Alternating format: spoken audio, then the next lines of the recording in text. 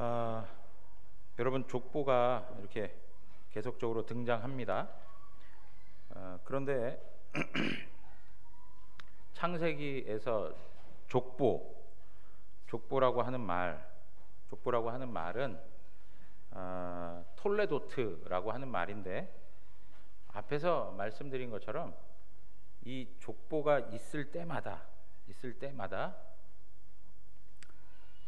하나님의 구원 역사가 새롭게 전개되어져 나가고 있습니다.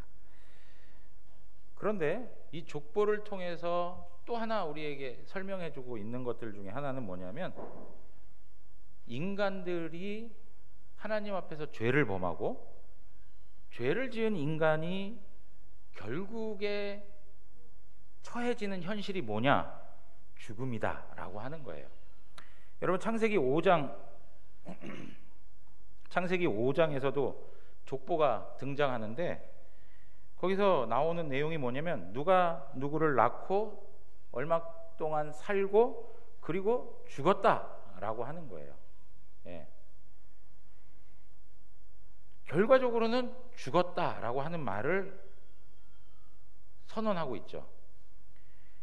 창세기 11장에도 보면 죽었다라는 말을 5장만큼이나 반복적으로 설명하고 있지는 않습니다. 그러나 32절 가서 보시면, 데라는 나이가 205세가 되어 하란에서 어떻게 됐다고요?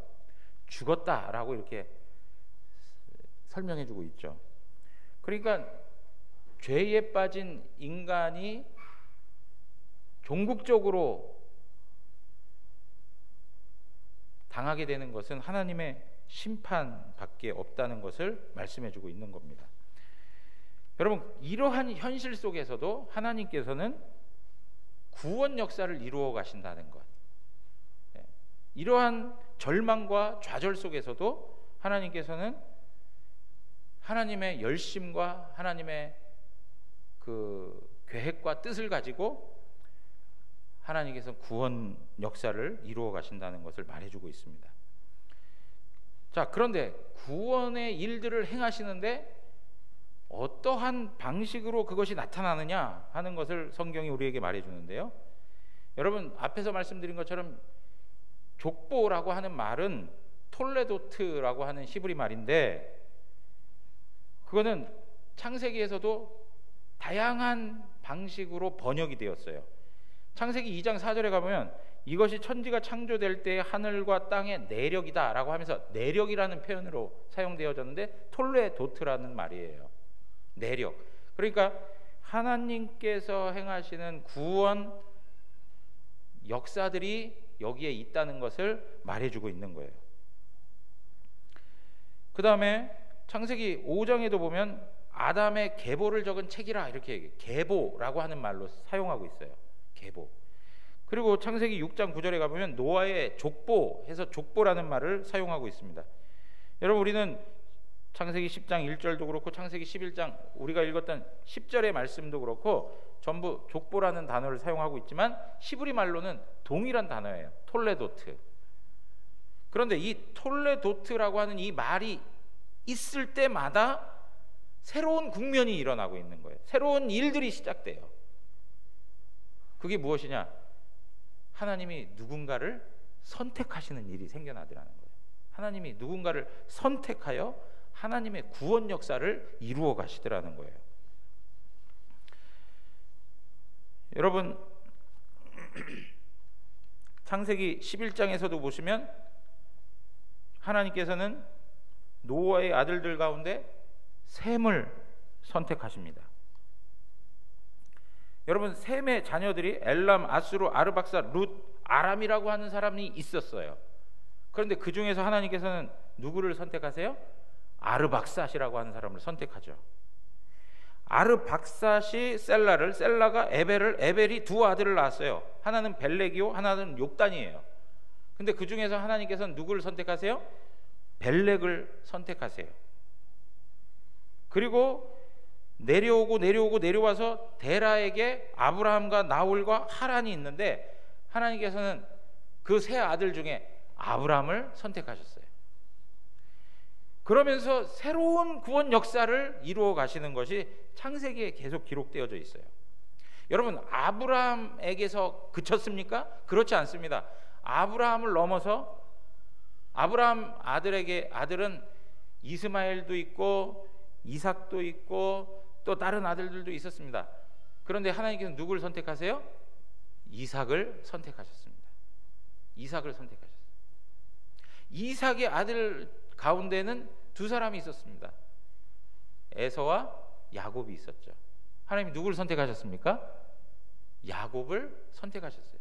여러분, 이렇게 선택해 가는 과정은 결국에는 무엇을 위한 일들이었죠? 창세기 3장 15절에 얘기했던 여자의 후손을 오게 하는 라인으로서, 여자의 후손을 오게 하는 계보로서, 족보로서 하나님이 선택해 가시는 거예요. 여러분, 이렇게 하나님께서 선택의 은혜를 허락해 주시지 않으면 하나님을 알만한 지식이 사람에게는 없어요. 인간은 전적으로 타락했기 때문에, 부패했기 때문에 하나님을 알만한 지식이 조금도 없어요. 손톱에 때만큼도 없어요. 그래서 하나님이 자기 자신을 알려주셔야만 우리는 하나님을 알게 돼 있어요.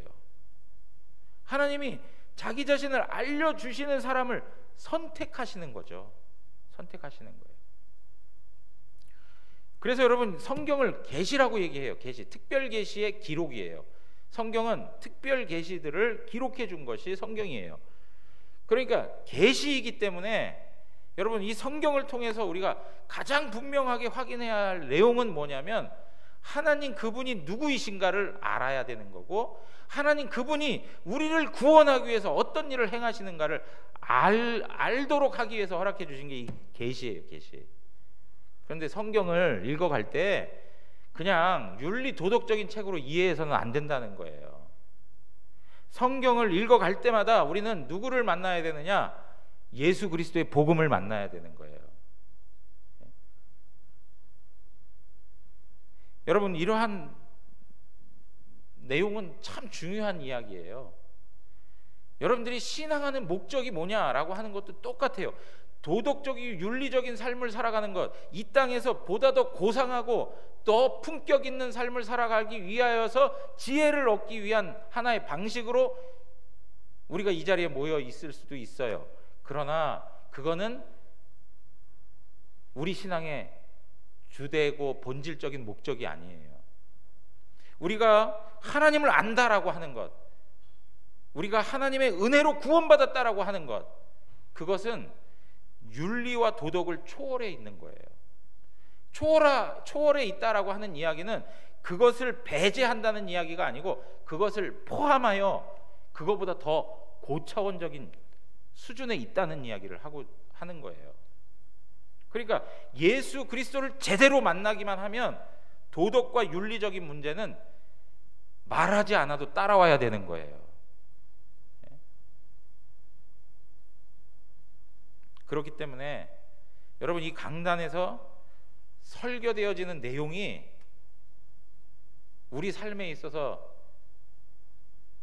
살아가는데 어떤 지혜를 얻고 살아가는데 어떤 윤리 도덕적인 수준을 높이고 하는데 목적이 있지 않다는 것을 말씀드리면서, 가장 본질적인 거는 하나님 그분이 누구시고 하나님이 우리의 구원을 위해서 어떠한 일을 행하셨는지, 그리고 예수님께서 말씀하신 것처럼 성경은 나에 대해서 증언하는 것이다 하신 것처럼 예수 그리스도를 만나셔야 돼요. 예수 그리스도를 만나셔야 돼요. 그렇지 않으면 다 쭉정이가 되는 거예요. 그렇지 않으면 다 하나님의 심판이 임할 때에 하나님의 영원한 진노를 면할 수가 없어요. 여러분 보십시오. 그런데 이러한 방식 속에서 하나님께서 자기 자신을 알려주시는 사람들, 선택한 사람들에게만 자신을 알려주시는 거예요. 그러니까 하나님의 선택의 은혜가 아니면 하나님을 알만한 것이 우리한테는 없다는 것. 그렇기 때문에 인류 역사는요, 아담으로부터 시작했지만 하나님께서 알려주시지 않았기 때문에 모든 인류는 우상을 섬기게 된 거예요. 오직 이스라엘 백성들만 하나님의 선택을 받고 하나님께서 그들에게 자신을 나타내 주시고 알려주셨기 때문에 이스라엘만 하나님을 섬길 수 있었던 거예요. 다른 민족은요, 다른 열방은요, 하나님 모를 수밖에 없는 거예요. 그러니까 하나님을 우리가 알고 살아간다는 것 자체가 얼마나 놀라운 사건인지를 아셔야 돼요. 여러분, 그런데 우리가 하나 생각해 볼 게 있어요. 그러면 하나님이 이렇게 선택하시는데 무슨 기준을 가지고 우리를 선택하는 걸까? 우리가 다른 사람보다 더 착한가? 우리가 다른 사람보다 더 어떤 공로를 많이 쌓았는가? 하나님 보시기에 우리가 다른 어떤 사람보다도 더 멋지고 아름답고 존귀한 모습들이 있어서 하나님이 우리를 선택하신 건가? 이런 생각이 들 때가 있어요. 성경 그렇게 얘기하지 않는다는 거예요. 우리는 자격이 없어요. 우리는 다른 사람과 비교했을 때 더 나은 모습이 없어요. 여러분, 여기에 셈의 자손들이 있는데 셈의 자손들도 함과 야벳의 자손 못지않게 하나님 앞에서 범죄했던 자손들이에요. 그런데도 불구하고 하나님이 어떻게 해요? 선택해 주시는 거예요. 선택해 주시는. 우리가 다음 주에도 또 살펴보겠지만, 여러분, 아브라함을 선택해 주셨을 때에도 아브라함은 하나님 모르고 있을 때였어요. 우상을 섬기며 살고 있었을 때였어요. 전혀 우리에게 자격이 없을 때에 하나님이 우리를 선택해 주신 거예요. 우리가 죄인이었을 때, 우리가 연약하였을 때, 우리가 경건하지 않았을 때, 우리가 하나님과 원수되었을 때 하나님께서 우리를 선택해 주신 거예요. 자,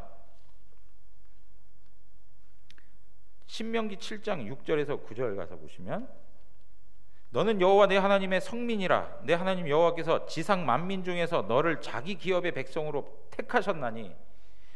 만민 중에서 이스라엘을 하나님이 선택하셨다는 거예요. 7절, 여호와께서 너희를 기뻐하시고 너희를 택하심은, 여호와 하나님이 그 이스라엘 백성들을 기뻐하시고 그들을 선택하신 그것은 너희가 다른 민족보다 수요가 많기 때문이 아니니라. 너희는 오히려 다른 모든 민족 중에 지극히 작다라고 얘기해요. 무슨 얘기를 하는 겁니까? 너희가 가지고 있는 인간적인 조건 때문에 하나님께서 너희를 선택한 게 아니라는 거예요. 너희가 가지고 있는 다른 민족보다 더 어떠한 훌륭한 모습이 있기 때문에 하나님이 너희를 선택한 게 아니라는 거예요. 다시 얘기하면, 누군가보다 더 영리하고 누군가보다 더 공부도 잘하고 누군가보다 더 인성이 좋고 누군가보다 더 다른 사람에게 인기가 좋은 인싸이기 때문에 하나님이 우리를 선택해 준 게 아니라는 말이에요. 누군가보다 건강이 좋고 능력이 좋고 실력이 좋아서 하나님이 우리를 선택해 준 게 아니라고 얘기하는 거예요. 자, 그러면서 8절 가서 보세요. 여호와께서 다만 너희를 사랑하심으로 말미암아. 뭐 때문이라고요? 여호와께서 다만 너희를 사랑하심으로 말미암아. 첫째, 하나님이 사랑하신다는 거예요. 하나님이 사랑하신다는 거. 두 번째, 뭐라고 합니까? 또는 너희의 조상들에게 하신 맹세를 지키려 하심으로 말미암아. 두 가지 조건을 얘기하고 있어요. 두 가지 조건. 그 조건이 이스라엘에게 있는 조건을 말하는 게 아니고 누구에게 있는 조건을 얘기하는 거예요? 하나님 그분에게 있는 조건을 말해주고 있어요. 첫째가 뭐죠? 사랑하신다는 거예요. 이유는 모르겠어요. 그러나 분명한 건 뭐냐? 하나님이 우리를 사랑하신다는 거예요. 사랑한다는 거. 그리고 두 번째가 뭐라고요? 하나님께서 조상들에게 약속하신 것을 이루시겠다는 거예요. 하나님이 약속하신 것은 반드시 하나님의 이름을 걸고 이루시고야 말겠다는 하나님의 속성을 우리에게 말씀해 주고 있어요. 그러니까 두 가지 이유밖에 없어요. 우리 편에서 조건을 찾을 수가 없어요. 찾는다면 하나님 편에서 하나님이 지극히 사랑한다는 것, 그 다음에 하나님이 조상들에게 약속하셨던 것을 이루신다는 것, 그 두 가지밖에 없어요. 사랑하는 성도 여러분, 우리를 선택하심도 마찬가지예요. 우리가 분명히 하나 알 수 있는 건 뭐냐? 하나님이 우리를 사랑하신다는 거예요. 그것밖에 몰라요. 그리고 또 하나, 하나님께서 이 말씀을 통해서 약속하신 것, 이 말씀을 통해서 약속하신 것, 그것을 우리의 삶에 이루셨다는 것, 그거밖에는 몰라요. 아무런 자격이 없고 아무런 능력이 없고 오히려 죄 때문에 부패되고 오염되고 썩어져 있는 죄악의 냄새를 풀풀풀풀 뿜어내고 있는 우리를 하나님께서 사랑해 주셨다는 것, 그래서 선택해 주셨다는 것, 그거밖에 몰라요. 여러분, 야곱이 에서보다 더 점잖고 인격이 좋고 착한 일도 많이 하고 더 훌륭한 무엇이 있어서 선택받았습니까? 그렇지 않아요. 야곱은 어떻게 보면 에서보다 더 악질이에요. 그런데도 복중에서부터 하나님께서 야곱을 선택해 놓으신 거예요. 여러분, 이러한 하나님의 선택이 역사를 거듭해 가면서 다윗을 선택하시고 다윗의 계보 속에서 누가 오시는 거예요? 예수 그리스도가 오시죠. 마태복음 1장 1절에 아브라함과 다윗의 자손 예수 그리스도의 계보라 라고 얘기하고 있어요. 아브라함과 다윗의 자손 예수 그리스도의 계보라, 족보라는 말이죠. 앞에서 얘기했던 톨레도트라는 말을 사용하고 있는 거예요. 뭡니까? 이것이 하나님의 구원 역사다 라고 얘기하는 거예요. 아브라함을 선택하시고 다윗을 선택하여 그 라인을 통해서 창세기 3장 15절에 이야기했던 여자의 후손인 메시아 예수 그리스도를 오게 했다, 이 이야기를 하는 거 아닙니까? 그런데 여러분, 이 예수 그리스도를 오게 하기까지 얼마나 오랜 세월이 걸렸습니까? 아담에게 여자의 후손을 통해서 너희를 구원하겠다고 하는 복음의 말씀을 주신 이래로 얼마나 많은 역사가 흘러왔습니까? 얼마나 많은 사람들이 동원되었습니까? 그 많은 역사들을 다 동원하여 우리를 구원하고자 하나님께서 어떻게 하신 거예요? 예수 그리스도를 보내주신 거예요. 하나님이 우리를 선택하시고 우리로 하여금 그 하나님의 선택을 받은, 구원받은 백성이라는 것을 깨닫게 하기 위해서 전 역사를 동원하여 우리에게 예수 그리스도를 보내주시고 우리에게 성령님을 보내주셔서 우리로 하여금 하나님 앞에 선택받아 구원받은 자녀임을 알게 해주시는 것이죠. 여러분, 알미니안주의자들은 하나님이 선택하셨다라고 하는 말에는 동의를 해요. 하나님이 우리를 선택하셨습니다라고 하는 말에는 동의를 해요. 그런데 그 근거가 뭐냐? 그 어떤 사람이 어느 시점에서 예수 그리스도를 믿는 것을 하나님이 아시고 선택해 주셨다는 거예요. 무슨 말인지 이해되시겠어요? 예를 들면 김치성이라고 하는 사람이 있는데, 김치성이라는 사람이 하나님이 창세전에 보시니까 이 땅에 태어나가지고 15살 때 예수 그리스도를 영접하는 모습을 아시고 그를 선택해 주셨다는 거예요. 자, 그렇게 되면 구원의 주체가 누구에게 가 있습니까? 구원의 주체가 누구입니까? 네? 하나님께서 우리를 선택하시는데 그 근거가 뭡니까?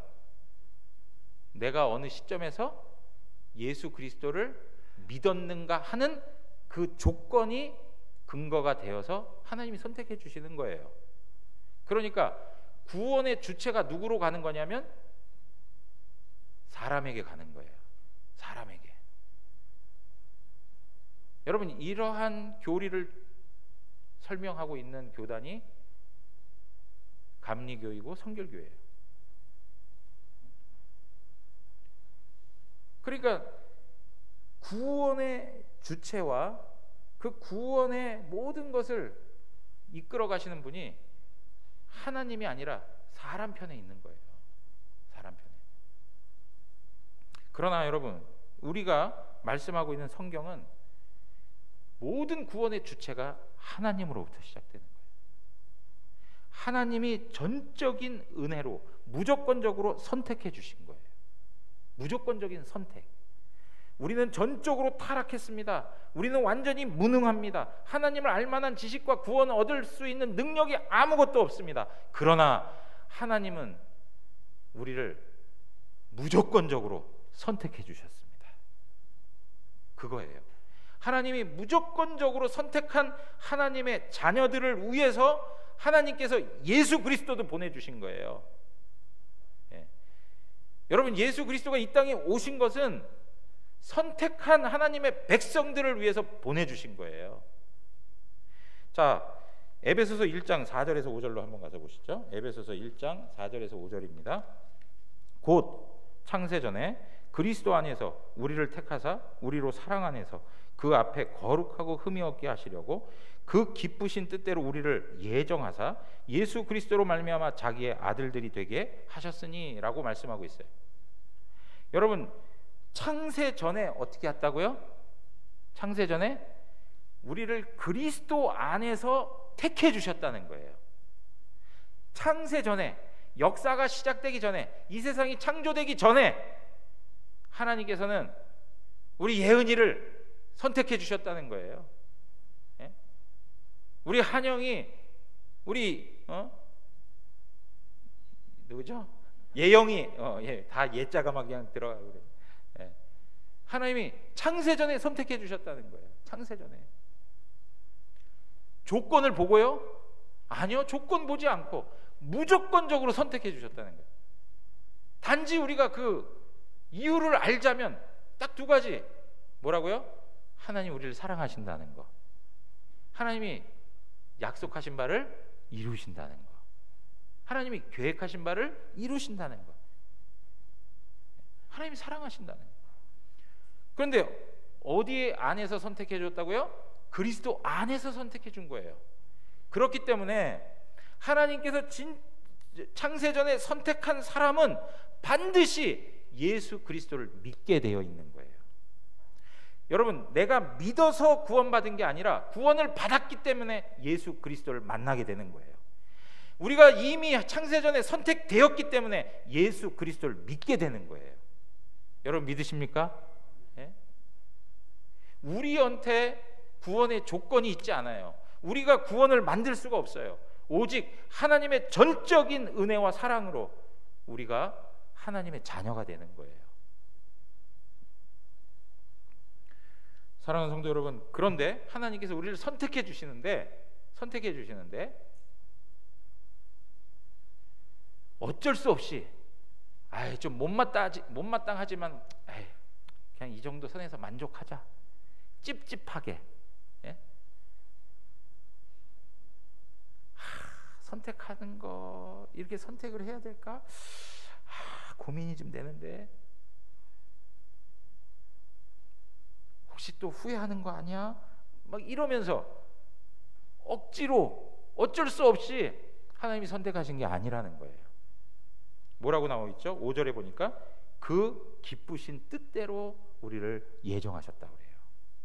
하나님의 기뻐하시는 뜻을 가지고 우리를 예정하셨대요. 앞에서 얘기했던 대로 우리 어린 자녀들 하나님이 창세전에 선택해 주셨는데 우리들을 향하여 기쁨을 가지시고 그 일을 행하셨다는 거예요. 여러분, 우리를 선택해 주시는데 넉넉한 마음으로, 흡족한 마음으로 만족하시면서 우리를 선택해 주셨다는 거예요. 여러분, 제가 지난번에 한번 말씀드렸어요. 그 입양 하는 그런 그 일들 때문에 그 입양에 대한 그 내용들을 뭐 유튜브든 뭐든 이렇게 좀 많이 살펴볼 기회가 있었어요. 그런데 거기에서 보면 한 분이 이제 결혼을 해서 가정을 만들어 가지고 세워서 자녀를 낳고 입양을 했어요. 근데 이분이 입양하게 된 이유가 뭐냐니까 자신이 보육원에서 자란 거예요. 그런데 보육원에 있다 보니까 외부에서 어른들이 왔다가 가면 한 명씩 없어지는 거예요. 외부에서 어른들이 와가지고 있다 보면 한 명씩 이제 입양이 돼서 가는 거예요. 그러니까 이 보육원에 자랐던 이분은 그 어린 마음에 자기도 입양이 좀 되고 싶어가지고 누군가가 이렇게 보육원에 찾아오면 볼을 막 때렸대요. 볼을 막 때려가지고 발가스름하게 만들어가지고 혈색 좋게 모양새를 만들었대요. 왜? 단 하루라도 부모가 있는 집에서 자라나고 싶은 마음이 있어서, 자기도 입양되고 싶은 마음이 있어서 막 했는데 결과적으로 이분은 입양이 되지 않았던 거예요. 그래도 하여튼 공부도 열심히 하고 해가지고 결국엔 뭐 제가 보니까 우리나라에서 꽤 손꼽히는 대학에 또 들어가고 공부하고 해서 이제 가정을 아주 건강하게 세운 것 같아요. 그리고 나니까 본인이 자녀를 낳았지만 본인의 과거적인 그런 아픔과 상처를 생각하면서 또 다른 아이를 입양한 거예요. 여러분, 우리들에게 있어서는 하나님께서 우리도 입양해 주신 거예요. 네, 입양해 주시는데 잘 보이려고 한 것도 하나도 없고요. 오히려 못돼 먹었어. 네? 순 악질 반동이에요. 네? 그런데 하나님께서 깊은 사랑을 가지고 다가오신 거예요.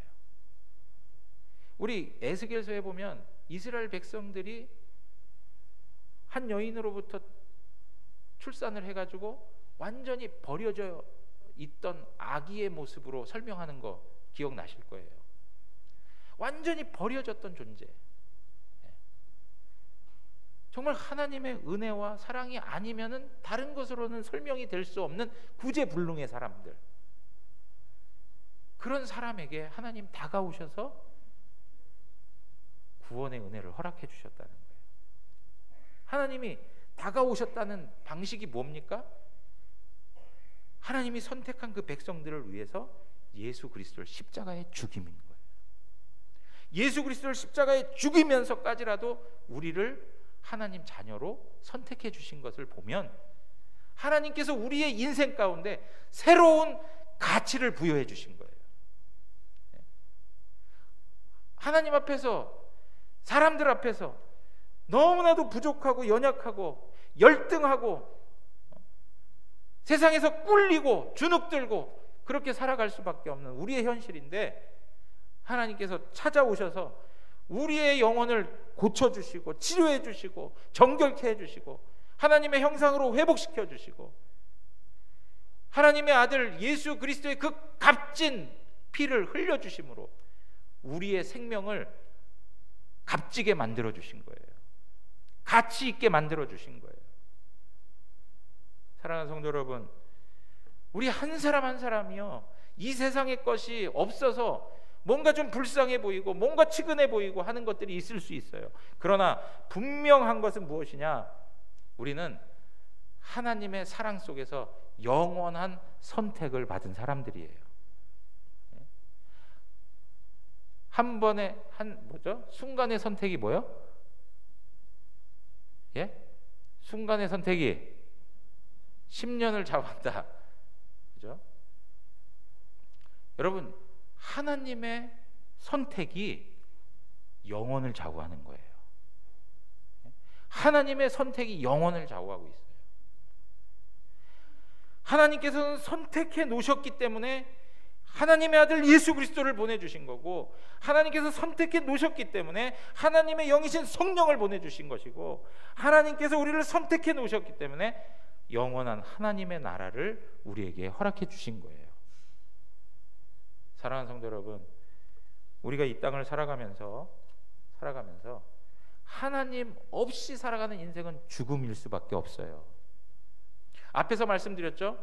창세기 5장과 11장에 그 하나님 없는 인생들, 하나님 앞에 범죄하는 인생들의 결과는 뭐밖에 없다고요? 죽음이라고 하는 심판밖에 없는 거예요.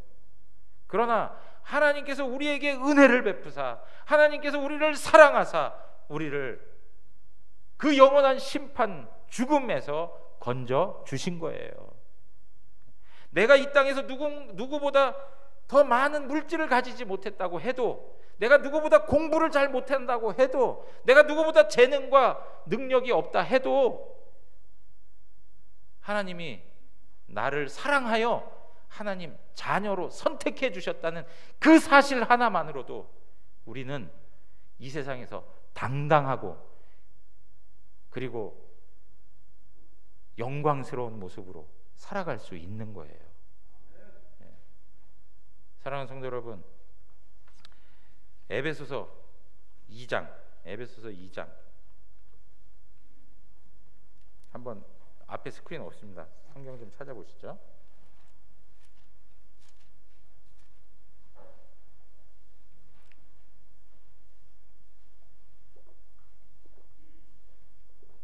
에베소서 2장 8절 9절까지 읽겠습니다. 8절 9절 다 같이 읽겠습니다. 너희는 그 은혜에 의하여 믿음으로 말미암아 구원을 받았으니 이것은 너희에게서 난 것이 아니요 하나님의 선물이라. 행위에서 난 것이 아니니 이는 누구든지 자랑하지 못하게 함이라.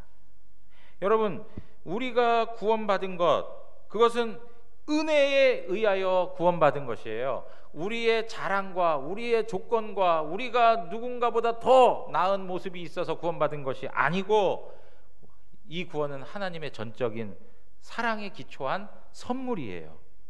그러므로 우리가 자랑할 게 있어요, 없어요?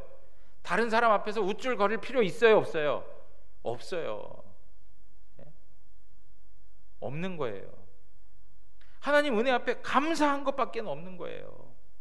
하나님의 은혜를 은혜되게 하는 게 뭘까요? 하나님 앞에 감사하며 사는 거예요. 주신 은혜 감사함으로 살아가는 거예요. 예수 그리스도께서 나를 위하여 십자가에 죽으신 그 사랑을 인하여서 하나님 앞에서 내 삶을 드리면서 하나님을 영화롭게 하는 것으로 살아가는 것이 우리의 사명이에요. 다른 것에 있지 않습니다. 사랑하는 성도 여러분, 이 세상은 한순간에 지나가요. 모세가 고백했어요. 우리의 연수가 70이요? 강건하면 몇 살이라고요? 80이라도 그 연수의 자랑은 슬픔과 수고뿐이래요. 그러면서 신속히 날아가는 화살과 같대요. 또 뭐라고 얘기했는지 아세요? 한밤의 경점과 같다라고 얘기했어요. 한밤의 한순간. 시편 90편 9절에 우리의 모든 날이 주의 분노 중에 지나가며 우리의 평생이 순식간에 다하였나이다. 한순간에 우리의 일생이 끝나버려요. 여러분, 이것이 우리가 가지고 있는 한계예요. 이것이 죄를 범하여 살아가는 인간들에게 주어진 심판이에요. 그러나 하나님이 사랑하여 선택한 하나님의 자녀들은 이 죽음을 넘어서는 거예요. 제한된 생명을 넘어서서 영생을 누리며 사는 거예요. 사랑하는 성도 여러분, 여러분들은 이 땅에서 다른 사람이 가지고 있는 모든 것들을 다 소유하지 못해서 마음 아파하고 속상해하고 힘들어할지 모르지만 여러분들은 영원을 소유하고 계신 거예요. 영원을 소유하고 있다는 그 사실로 하나님 앞에서 부유한 인생을 살아가기 원합니다. 가난하다고 찌들고 찌질하게 살아가는 인생이 아니라 부유한 하나님의 사람으로서 당당하고 담대하고, 우리의 삶은 한순간 지나가는 이 땅의 경점과 같은 삶으로 끝나는 것이 아니고 우리의 삶은 영원하게 유지되고 보존되고 누리게 될 것을 확신하시면서 오늘도 하나님 앞에서 감사하고 내가 성도로 선택받고 구원받았다는 것에 영광스러운 위치가 있다는 것을 깨닫고 하나님 앞에 영광 돌리며 살아가는 우리가 되기를 주님의 이름으로 축원합니다. 다 같이 일어나시겠습니다.